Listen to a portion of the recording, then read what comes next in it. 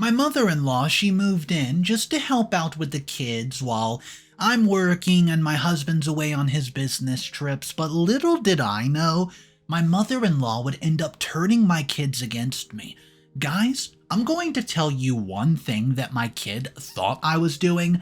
He thought that I was cheating on his dad. Oh, I wonder who could have gave him that idea. A little background. I'm 36 and female, and I've been married to my husband Tim for 14 years.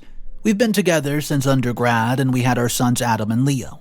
A couple of years after I started medical school, it was extremely hard finishing school and getting our career started with raising 2 kids. But we were fortunate enough that we'd always had family around to help. Well, we had 2 main people who helped us out. One was my sister Lisa.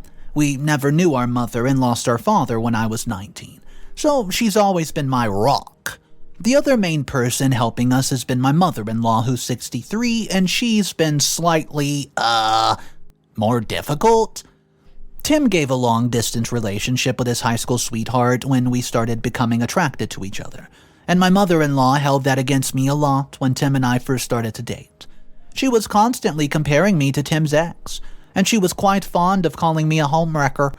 She always said it like a joke, but a person can only make so many jabs before you start to wonder if they're being more than just playful, right? Despite those difficulties, she helped enough with Adam and Leo, and I was willing to put up with it. Even if I'm not her favorite person in the world, her assistance made things much easier for me and Tim as we were moving up in our respective jobs. See, my work at the hospital is insanely demanding, and Tim's work as a field engineer means that there's been times when nobody would have been at home if not for my mother-in-law. She kept us from having to raise latchkey kids, and I'm just incredibly grateful for that. Tim and I absolutely adore our sons, so it was important we provide for them with the most stable home possible. We wanted them to always have an adult around and make them feel safe, and also just to hold them accountable. Our own lives would not be possible if we had not been scholarship students, and we hope the same for our boys one day. Up until recently, my mother-in-law was a big part of allowing that dream to stay alive. Well, you see, the trouble started when Tim became a partner at his company. They primarily build bridges, and as you can imagine, there's only so much demand for their particular field of expertise in any one given area. One of the contingencies of Tim's promotion was that he would always have to travel out of state to oversee a particular difficult project that could easily take up to a year. Well, since there were hospitals pretty much everywhere, we decided it would make sense that the kids and I would travel with him. However, shortly after Tim was offered the project, I was promoted to program director. While that's not a highly unusual promotion for my age, I would be the youngest female program director at my particular hospital. As such, Tim and I agreed that it made sense for me to stay here with the kids for, the time being. It's a great accolade for my resume, which would make it significantly easier for me to find work if the kids and I want to travel with Tim in the future. I had some hesitation about the distance, especially given how Tim and I got together. But I mostly just put that out of sight, out of mind. There's a huge difference between a long-distance relationship with a high school girlfriend and one with a woman you've been married to for over 10 years with 2 twin preteen children who love you. Well, besides, we've always managed despite our busy schedules. And it's not like Tim's never having to travel for work. He would just be gone a lot longer this time. So, the weekend before Tim left, his mother came to visit us for the weekend. She was mostly there to see Tim before this big move, but she was unusually sweet to me as well, and it was honestly a bit surprising. She also doted a lot on Adam and Leo, which also surprised me. As much as she helped out in the early years, she does not make quite as much time for them ever, since Lisa got divorced a few years back and had more time to help us out. So it was especially surprising when she offered to move in and help full-time after Tim left. Then again, I figured it made sense for some of the same reasons. Since she has not seen them as much in recent years, I figured maybe she was just feeling a bit left out. Despite our differences, I thought this new arrangement could actually strengthen our relationship. As such, I agreed. Things were going great for a while. Adam and Leo were still doing well in school, and they just seemed to be adjusting to our new arrangement with relative ease. I won't say that they didn't have a few attitude problems here and there within the first few weeks, and we've got into some arguments where they did not want to listen to me because they felt like their father would have been less strict about the things, going out with friends, on a school night, or just getting their homework done before playing video games. Even so, they never stepped out of line beyond what I'd expect from your typical preteen boys. My mother-in-law, she was especially helpful in allowing them to do extracurriculars. Adam got a part in a youth production at one of our local community theaters, and she was instrumental in helping him to get his audition and make sure that he did not miss any of these rehearsals. Well, if, I was still at work. She also helped Leo quite a bit in making sure that he never missed a basketball game or was never late for a practice. I was there to do these things myself whenever it was possible, but Lisa, she did go ahead to help a bit. But there was definitely times that we could not have managed it all without my mother-in-law here. For a couple of months, that was all fine. I'd even say it was great. Things were running smoothly, and even the attitude problems had mostly cleared up. Tim was searching out to the family on video chats whenever we could go all together, and he would watch videos of Adam's play, of maybe Leo's games, whenever I sent them so that he could compliment them on how well that they've been doing. So, we also settled into something of a routine. I think that the boys wound up embracing the lifestyles with a maturity that made me truly proud to call myself their mom. But then, about a month ago, not long after Adam's play ended, things started to change. First, I noticed my mother-in-law was beginning to spend even more time with the boys than usual. I'd come home and they would be out to dinner or out to a movie, and we would have some rows about this, not least because she did this several times before they'd finish their homework. Something she knows is against the rule. But even when they did finish their homework, and I'm sure that they were working diligently on it, their grades started to slip, and at one point I had to leave the hospital to speak with the principal because Leo had gotten into a fist fight. It felt like they were acting out just when things have been going so well, and I really could not think of what had changed besides them spending some extra time with their grandmother. That's not a relationship I want to deny them by any means, but I was certainly worried about it, so I decided to have a sit-down with my mother-in-law one evening while the boys were doing homework. I wanted to play it safe, so at first I just asked if she had noticed any changes in the boys. She said that she had not, and I started telling her about some of the things that I've been seeing. And she said that they did not have any attitude problems around her.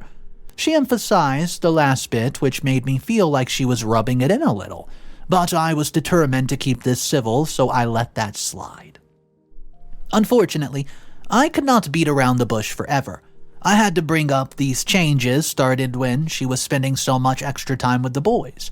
I emphasized that I was not making any accusations or anything, but I did have a few concerns. First, I wanted to know if it were a particular reason she started taking them out so much all of a sudden. Second, I wanted to know if she could tone it down a bit, just to see if there were any changes. She did not throw a fit, so to speak, but she definitely did not take it well. She said that she was spending so much time with them because she hated what the boys' fathers only got to see their games and play on video. She also just went out of her way to point out that I'd missed Adam's play one night because I had to work late. I made every other performance and just took him out for dinner after their last night for a special meal. But apparently, a lot of the other kids went out the night that I missed, and he was really upset that, the only mother that he has wasn't there. I had not known that, so I did feel horrible when she informed me of it. As for toning it down, she said that she would only bring the boys out if they brought it up to themselves, and I figured that was a reasonable compromise for the time being. So I went with it. The thing is, nothing really changed. I was still frequently coming home to an empty house. My mother-in-law said that the boys were still asking her to go out every day, that they had gotten used to it, so I talked to Adam and Leo each separately about it, and they confirmed this. But their responses were curt. They felt distant, and I finally decided to take a different approach.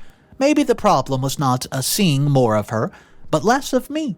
As much as I care about their education, I decided to spoil them with a hooky day. It's not easy to take a day off from my job, but I scheduled a day and just planned on calling in sick so we could spend all day together. That never happened. I got a call early in the week that Adam was not turning in his science homework, which is the class that I usually help him with. He told me that he was doing it, but for some reason he was not turning it in. A couple of days later, Leo was suspended for getting into another fist fight. Well, I didn't want to cancel our day together, but obviously was not going to reward this behavior. Well, when my day off came, Adam was grounded and Leo went to school. That was about a week ago, and we've grown more distance ever since. I feel awful for breaking a promise, but I also can't reward their behavior. I mean, am I right? What would you do? Well, it's obviously that they're acting out, and I just don't know what to do about it. I'm crazy for blaming my mother-in-law, am I? Or is it really my fault? Should I not have taken this promotion? Tim and I are doing everything in our power to give them a better life, you know? But I'm scared we're letting them down and feeling neglected in the process. I just have no idea what to do anymore. I would appreciate some advice. Update number 1. Hey, I wanted to give an update on the situation with my sons. But first, I just need to add some context, because a lot of people told me that I'm prioritizing my career. I get it, but it's not like that. I'm just doing it for the money. Before I gave birth, my plan was to go into sports medicine. I'm always fascinated by the way different sports lend themselves to different injuries, you know. Often more because of wear and tear than anything that happens on the field or on the court. After I had my sons, I started to gain a bit of interest, you can say, in pediatrics. Well, I specifically grew interested in orthopedics. Pursuing that focus in med school allowed me to see with my own eyes the many kids who may never walk again, or hold their heads up straight without a halo attached to the wheelchair, as well as many parents who practically spend months living in the hospital praying that the next 5 surgeries might be all that it takes to end the child's suffering. As a young mother, I wanted to do everything I could to just help those families out. I don't just work hard because I'm driven. I work hard because I want to make life better for those who have lost hope. It's thankfully never a situation I've experienced myself, but even the fear that I could, it drives me to care even more about the work. Sometimes I'm afraid to leave the hospital, fearing what might happen if even one patient encounters a problem that I might have been able to help solve. I bring this up because my own sons brought it up, and I decided to take advice from the comment section and start spending more time with my children. Since it did not go as well the first time, I scheduled another day off of a hooky day. I sat both of my sons down and told them that this absolutely would happen, but only if the problems that we had last time did not repeat themselves. The offer did not go how I expected. Adam just looked at his feet and did not respond, and Leo, on the other hand, lashed out. He yelled at me in a way I've never seen him yell before, almost violently. He asked me why I was doing this when I loved everyone else's kids more anyways, and there were tears in his eyes when he stormed off to his room. It completely deflated me, and I just sat there as my mother-in-law went to comfort him. A bunch of internet strangers saying I care more about my job than my kids is one thing. My own child saying it was heartbreaking. Eventually, I tried to ask Adam if he felt the same way. He just shook his head and said, "Please, not now." Then he slowly got up and went to his own room. I tried to call after him, which is when he turned around and dropped a new bomb on me. "Stop worrying about us, and just stop cheating on Dad so he'll come back." Well, I was struck with 2 of the worst feelings ever. One child hated me for my job, but the other accused me of something I would never do. I could not even imagine where he had gotten it, so I decided to speak with Leo to see if he knew anything. When I got to his room, my mother-in-law was still in there with him. I didn't get a word in edgewise, and the moment he saw me, he screamed at me, saying I ruined their family and that they never forgive me, and for once in my life, my mother-in-law took my side. She told me to calm himself and sit down. Then she took me out of the hall to talk. Basically, it turns out that the reason for their attitude problem is that they think that I'm having an affair. My mother-in-law says she doesn't know where they got the idea, but that it might have come from suddenly working longer hours. I tried to explain that the promotion was a big part of that, but she told me young boys don't think that way, and that her son might have thought the same thing at that age. It's honestly the nicest that she's ever been to me. She even got Adam and Leo back into the living room so we could talk again. That's when they told me that they did not want to stay with me anymore until Tim got back. I tried to fight it so hard, but they were steadfast. In the end, I agreed to let them stay with their grandmother for a while, and I'm just hoping there's still a way to resolve this. That they were just lashing out and that there's something beyond it that I'm not seeing. I haven't cheated, and I do love my sons, and I just feel like I'm running out of ways to convince them. Until I figure it out, it looks like I'll be coming home to an empty house for a while longer. Update number 2. Hey, I've been really struggling over the past few weeks, and that time I looked over some suggestions made by commenters, and that's when I realized that some of you had a point. My kids have just been raised by me. They've also been raised by my mother-in-law and my sister, and I've been leaving my sister entirely out of this. So I did decide to involve her. I asked Lisa to talk with my kids, and that opened up a lot of eyes for me. What she learned was that they did not come up with this idea of me cheating on their own. It came from their grandmother, my mother-in-law.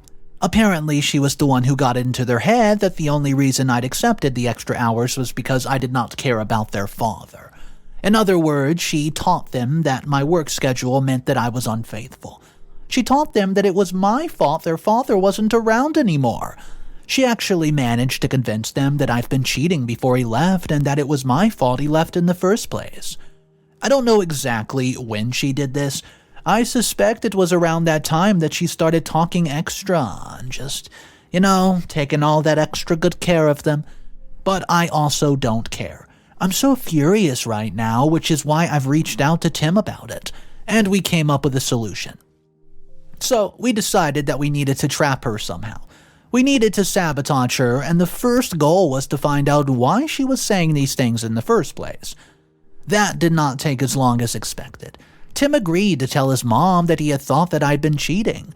We'd then see what she said from there and formulate a plan based on that. She came clean almost instantly.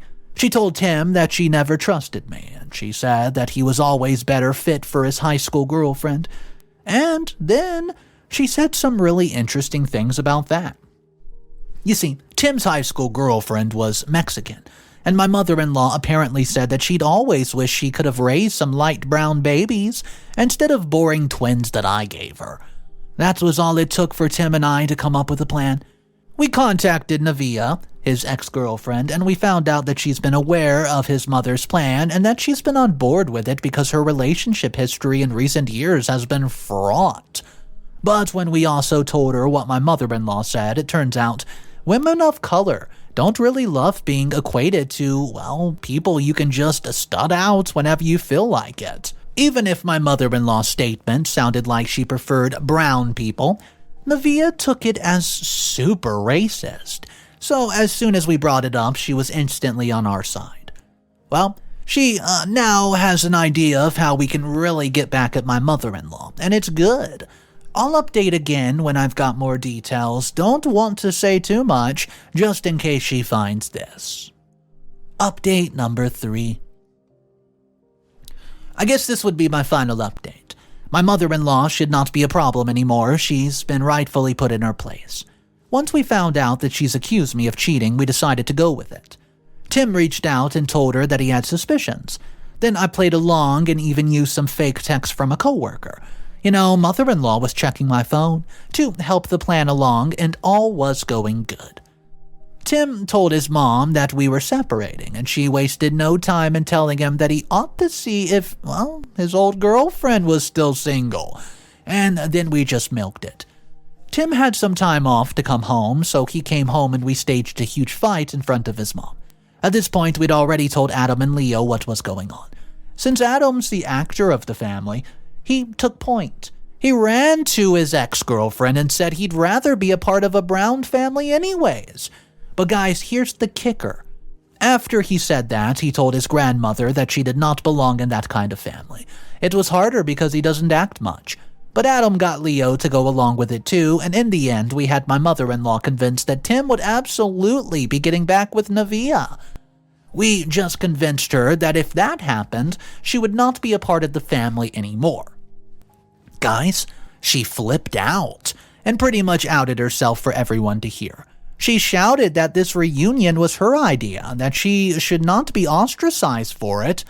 Well, that's when his ex-girlfriend stepped away and let me back into the information of the formation with my own family. And that's also when we told her that we'd already learned what was happening and just wanted to make her admit it in front of her own grandbabies. She had nothing to say about it then.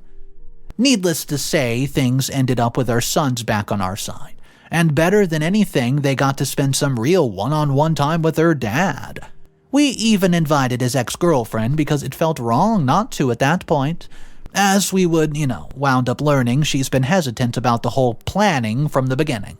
My mother-in-law convinced her it was a good idea because she was in her 30s and still had no kids. I guess she always beat herself up for that. Truth be told, I think that the ex-girlfriend is great. I almost would not mind considering her part of the family. The moment she learned what Tim's mother was up to, all she cared about was what was right. And when we took her out to dinner, I never got the sense that Tim was still into her. She might have had a moment of doubt due to some abusive exes, but it seems like she was mostly taken advantage of by Tim's mom. Other than that, she's a fantastic woman, and I almost want to set her up. And I feel like I've already had some ideas about that. Anyways, we haven't actually heard from Tim's mom since the altercation. She left the house and never came back, even to get her stuff, and Tim has not gotten a hold of her. Is it weird if I actually hope that she's okay? A part of me wants nothing but the worst for this woman, but she's still my husband's mom. I'd hate to think that she disappeared for any kind of terrible reason we had not thought about. Final update. Hey guys, this one's definitely the last one. I just heard from Tim's mom. Or to be more accurate, Tim just heard from his own mother. I kinda just doubt that she'll ever be contacting me again. My mother-in-law's doing fine. After a big blowout, she went to go get a hotel. And apparently, she spent a lot of time reaching out to exes. More exes than Tim even knew about, and turns out that none of them wanted anything to do with her. They'd all decided that she was toxic and they're better off without her. I had to fight for a bit, but I finally got Tim to convince her to let me speak to her on the phone. And I told her exactly how I feel. Well, how do I feel? What she is doing and did is absolutely disgusting. What she did is borderline unforgivable, but for a time, well, my sons really loved her. And if there's any chance of that continuing, I don't want to stand in the way of it. What we landed on is that she's now allowed supervised visitation. Not in the court sense, no, we're never getting them involved, even if some of you keep telling me that we should. But we will allow her to see her grandchildren as long as either I or Tim is available. If she ever wants more than that, she'll have to earn it. I know some people are probably wondering about Tim's ex, but we haven't talked much in that week since the last update, and she seemed grateful to be accepted into our family dinner for the time being. But I'm not sure if she ever actually wanted more than that. I kind of feel like my mother-in-law manipulated her way into the whole thing. This is part of why my mother-in-law can't see my kids without either me or Tim around. Everybody in the family has accepted these arrangements. If I had to name a holdout, I'd probably say Adam. He didn't say no exactly, but he asked if spending time with Grandma meant that he'd get to do more acting assignments. Well, that's a scary way for my son to think about his grandma. I feel like recent events have caused him to think of her as someone outside of the family. She's technically not, she's just not the family we wanted her to be. Well, in the end, it's going to be a strange journey. Like Minnie suggested, I'm going to start taking more time off when Tim returns to work, which is in just a couple of days. Well, Lisa will help where she can, and I'm going to start paying her because I was really uncomfortable with comments that referred to her as the help. But paid or not, the kids know that she's their aunt, and I know that they like her. It's just a really big adjustment. It would have been difficult with her without my mother-in-law, But maybe, in her own twisted way, she helped me have some really positive decisions about how to balance my work life and my home life. I don't know. I'm going to watch her closely either way, but as many of you have suggested, that doesn't necessarily mean I'll be trusting her. In the end, I'll always do what I think is best for my children, no questions asked.